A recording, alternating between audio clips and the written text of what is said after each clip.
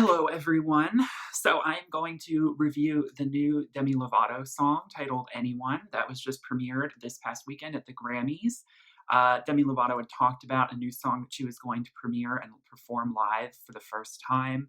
It's been quite a long time since she's been on stage and that we've heard new music from her. As you all know, of course, she had that tragic overdose almost a year and a half ago now. It was actually quite a while ago. It's funny. I think the presenter at the Grammys, they said that it was just last summer, and I'm like, no, that was summer of 2018. Like this was a while ago. But it still is something that takes so long to fully recover from. And I knew that with Demi, I knew after that had happened that she needed to just really spend a lot of time focusing on her own well-being, her mental health, her physical health, getting on track, and it was going to take a long time for new music to surface. So I'm not surprised it's taken as long as it has for her to make a big comeback. And I am so glad that she has chosen to come back with such an open, raw, vulnerable piano ballad like this song Anyone is. If you don't know, Skyscraper is one of my favorite Demi Lovato songs. And this song is carrying along the torch of that empowering, deeply personal, wearing your heart on your sleeve, crying out for help, but also with this resolute energy of like, I am going to pick myself up. I'm going to fix this. This song is actually really, really despondent. This song is a cry for help. It was written not long before she had that tragic overdose back in July of 2018. It's crazy just to see, and I'm sure for her now, I mean, she's probably, I'm assuming, in a much, much better place. But for her to be on stage, she began to sing and she just broke down. She couldn't begin that first verse and she had to restart. And my heart was just in my on the floor. Like I was just feeling so much for her. And then she just delivered this empowering belting performance.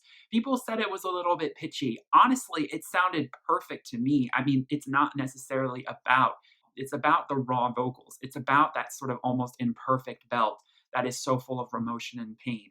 The simplicity of this song is what carries the powerful melody and the powerful message of being crying for help when you feel you're at your lowest and you feel, she's written a million songs, she's cried into her piano and it just feels stupid.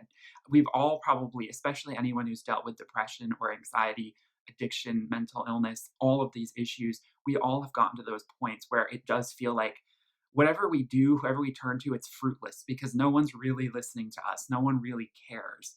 And it sometimes does, unfortunately, it feels like it this way, that it takes some tragic event to fixate all the attention on us for us to really get the help that we deserve. It doesn't need to be that way. And I hope that Demi's story will, serve as a reminder for people who are going through similar things and also for people who aren't, that when someone asks for help, you listen to them. You always have that ear. You always provide that empathy. You're always that shoulder for them to lean on because most of us don't get the opportunity to stand up in this elegant gown and belt out, "Is there anyone?" at the top of our lungs in this gorgeous vibrato on like live TV. But most of us are in moments of life where we feel like we need to be so openly honest, like almost screaming to the universe, we need help. That we just need someone. It doesn't have to be a romantic partner. It just needs to be a close friend, maybe a family member. And so many of us do not have those people around us. And it breaks my heart. I mean, this song, I don't know. Like I said, Skyscraper, it was like, I'm going to just clear skies ahead. I'm going to rise above this. I am going to that song was so empowering because of that. This song, I still find it to be so empowering because I do feel like it's this culmination of all of these emotions that's so cathartic to release, and ultimately I do think that that's the most powerful healing tool. That's why art is so immensely powerful for these kinds of things. But a song like Anyone, like I said, it's a lot more dire, it's a lot darker, and I really, really resonate with it because of just the understanding of like how this can affect you over time and how it really will just make you go insane almost, and you feel so like you don't have anyone to turn to and everything is just, like I said, so hopeless and bleak. So at the end of the day, I had to share my thoughts on this performance and this song. I almost think I've heard the studio version. I actually kind of prefer the live version that was performed at the Grammys. There's just something about her vocal delivery. It's a little softer in parts because it's a live vocal. You can tell that there are unrestrained moments and there are more restrained moments, whereas the studio version, it's more polished. And I feel like a song like this benefits from sort of being more unpolished, from having that really soft humming intro vocal to that really, really powerful, never letting up belting vocal of anyone that just carries the song. And, lyrically, it's very straightforward and needs to be so. I just hope that this is the beginning of a new era for Demi, not just in terms of music, but in terms of, I mean, we all are desperately hoping that she doesn't relapse. I mean, this is a dark subject. When Demi, we all thought, she's been struggling with this for quite some time. We all thought she was getting better, and then this happens. And then, I mean, unfortunately, with some people, it's this never-ending cycle, and I don't know for sure, if I mean, we want to always say that it's going to be blue skies ahead and that we're not going to relapse. We're not going to have this, sort of thing ever happen again. And I know that this was a huge wake up call for her to really get help, to really fix these issues and address them. But ultimately, we are still going to carry this struggle within us through our whole lives. I really do think that, the music needs to translate that pain, that suffering. And so ultimately, I'm very, very touched and moved, as I think anyone would be, to see this performance. And I am so glad that she is back and releasing new music. I can only assume, because she has had this song for quite some time, that there will be a new album coming. Maybe not right away, but I'm assuming this year, and that this actually is the lead single for it. It's a little bit, I haven't heard that full Zane Lowe interview that she gave. But I'm, unsure of whether this song is actually attached to an album or if this was just a comeback moment for her to just sort of let this out, to sort of tie up this chapter. I'm not entirely sure, because she released a song called Sober that was not attached to an album either. Sadly, a few months before this overdose happened 2 years ago. So I'm not entirely sure, and maybe if someone knows more, if this is actually the beginning and lead single of an upcoming album. I would love for it to be so. Like I said, I don't, want her to rush this new album. I do want her to take her time. But I do think we will get a new project from her this year, and I'm very excited to see. I'm sure there'll be upbeat moments, but I'm really excited and hopeful to see just such brutal kind of, I don't want to say darkness, but like really raw, honest lyricism that is, truly about overcoming, being unbroken, being, a superhuman in the face of darkness all the time. And I feel like she can really, I mean, she has the story now to like really tell, to really portray a motivational message through her music. And so I'm hoping that we get that in her music. I hope there's a lot of depth to it. And I hope that, her last album was a little bit more safe, in my opinion, in terms of the lyrical content. So I just hope that we get some more of that raw honesty moving forward with her music. So that's my thought on that. Obviously, I also just want to touch on the Grammys that were the other night. I don't really have too much more to say. I'm glad that the one time I did tune into it live was to see Demi's performance. I didn't plan it that way, but it was one of the few things I saw live while it was on broadcast. Yes, the Album of the Year award went to Billie Eilish, as well as almost every other award Billie was nominated for.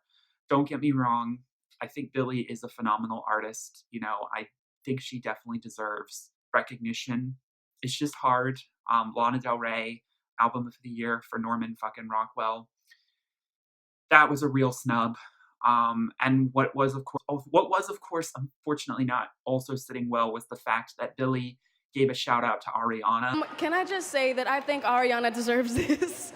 Thank You Next got me through some shit, and I think it deserves like more than anything in the world. I love you so much. I mean, if you watch the cameras when they announced her as the winner, she did not want this award.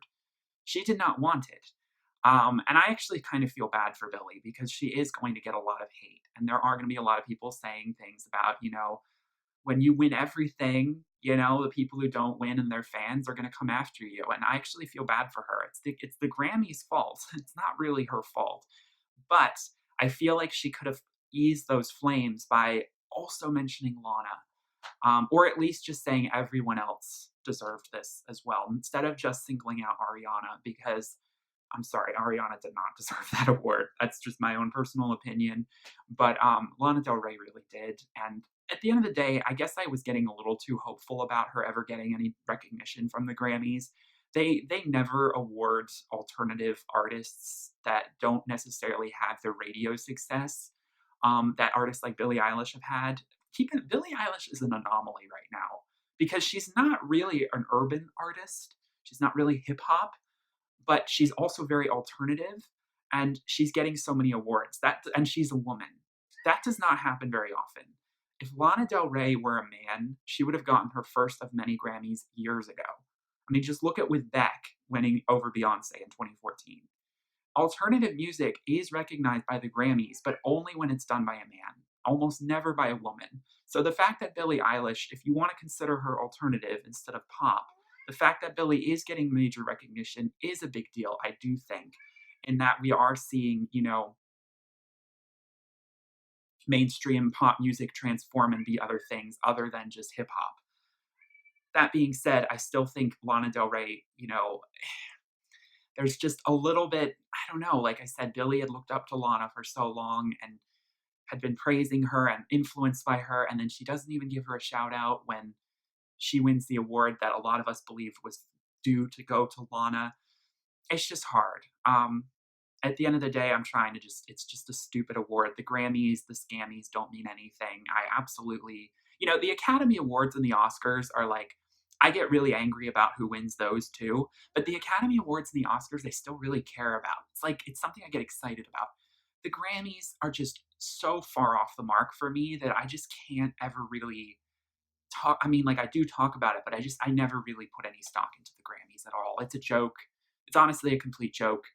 I wish that there was a better, more sort of diverse music academy and maybe one day it will be better, but there's just still so many issues with the Grammys and who's getting nominated, who isn't getting nominated. The fact that rock and alternative doesn't even get broadcast that award. I mean, what does that tell, young artists who want to be in the rock alternative scene? I mean, it's just completely like the Grammys will only, it's just all beholden to these record companies and pop radio and the directions that goes in, and payola, and these artists who, are getting exorbitant streams because of record labels paying exorbitant amounts of money. And it's completely out of whack. I'm sorry. It is what it is. Yeah, that's all I'm going to say there. I definitely am very happy to see Demi Lovato strong and confident and beautiful on stage and unafraid to speak the raw, honest, dark truth about a dark moment that we all can maybe relate to. And so I'm very looking forward to see what happens next with her. And hopefully there's a new album coming soon. Thank you all so much for watching. You're not alone out there. I hope you all have a wonderful, blessed day. Peace, love, and light. My cat is meowing at the door, so I gotta let her out.